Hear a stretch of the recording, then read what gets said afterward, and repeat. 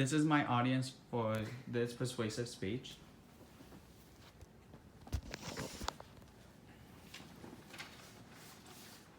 Today I'm going to be talking about on why I think baseball is a better sport compared to football. I'll give you the pros and cons on each sport, but for more information on that, I'm going to start with the pros on baseball. I think the pros on baseball, number one is the postseason baseball trade deadline. And the Houston Astros 2017 acquired Justin Verlander from the Detroit Tigers. Some background on Justin Verlander. He was drafted by the Detroit Tigers, and he actually made a World Series appearance with them in 2012 and lost to the San Francisco Giants. So Justin Verlander knows the postseason. It was a last-minute trade from the Tigers to the Astros. Without him, the Astros don't win the World Series, and it's probably the Dodgers' year to win it all, and not the Astros. So Astros win it all. He has an incredible 2018 season, and then he gets a 2-year, $66 million extension, or $33 million a year, for his incredible postseason and success he's had with the Astros. There are also a lot of cons on baseball. There are a lot of injuries, and players get optioned down several times. The common injuries are usually ACL, or Tommy John, or elbow, shoulder, back injuries. But one player who's been optioned down a lot was Kansas City Royals left-handed pitcher Brandon Finnegan. Brandon Finnegan he made history in 2014 after becoming the first player to pitch in a college and Major League World Series in the same year. But he was constantly optioned down. 2014 and 15, before he was traded for Johnny Cueto, he was optioned down about 5 times. Then getting traded to the Cincinnati Reds, he was traded for another 5 times before he got cut in the spring training of 2019. So altogether, he was optioned down 10 times.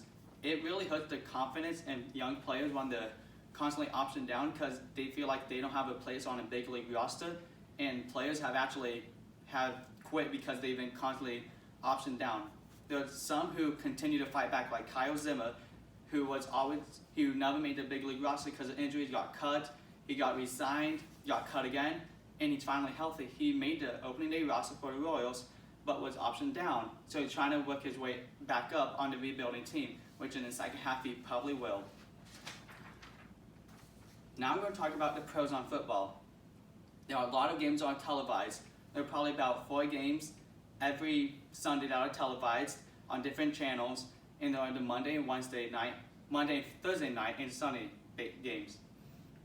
And the commentators are not biased like MLB commentators. There are a lot of them who are really biased. All they talk about is how good the Yankees are and not any of the other teams like the Brewers, who are an incredible team with Christian Yelich, MVP, or Bellinger. They are only talking about the Yankees because of the power and how they have injuries.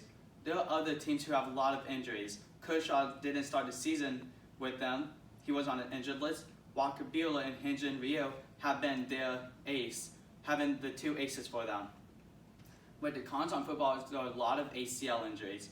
That's pretty much the injuries for football is calf and ACL. So it's a lot of wear and tear on the bodies, and a lot of players don't last that long. The average is probably about 7 years. In baseball, it could be about 20 years on how you keep your body active. And the playoff teams are usually the same. There aren't that many different playoff teams every year. There's going to be the Patriots and the Chiefs and the Broncos when they are good, and then the Seahawks and Packers are always in it. So 5 out of the 10 teams are always the same. And then baseball, there are always different teams. Since 2010, only the Giants have been the common one, won 3, but the Cardinals have won, the Red Sox have won twice, and the Royals have won, the Cubs and the Astros, so all different teams. But the Patriots won 3 out in the last 60, they've won like 3 of them, so it's the same. So in conclusion, I think baseball is a better sport because of the long season. It makes a team not really out of the playoff race until the very end. Unless you're the rebuilding team, then you're probably out in March or April. But if you're a contender, you're not out until game 162 or when you get eliminated in the playoffs. And also the trade deadline makes the general managers really aggressive on if they need to get a big name like the Cubs and Chapman, they have to trade away their top prospects just to get the flamethrower closer. Or the Astros, they trade away good prospects and had to eat up a lot of cash so they can get that number 1 ace in Verlander. The Royals, when they got Zovis and Cueto, they gave up 3 of the top 50 prospects. So it's going to put a lot in the farm system. And the postseason is when all the fun happens, as the general manager try to create the best 25-man roster possible to try to win it all in a World Series, but also needs to know that they can't have too many position players, because if they have a long inning game, they're not allowed to do roster moves during the series unless it's an injury. And it's all of this is for the training since February. And that's why I think baseball is the better sport compared to football.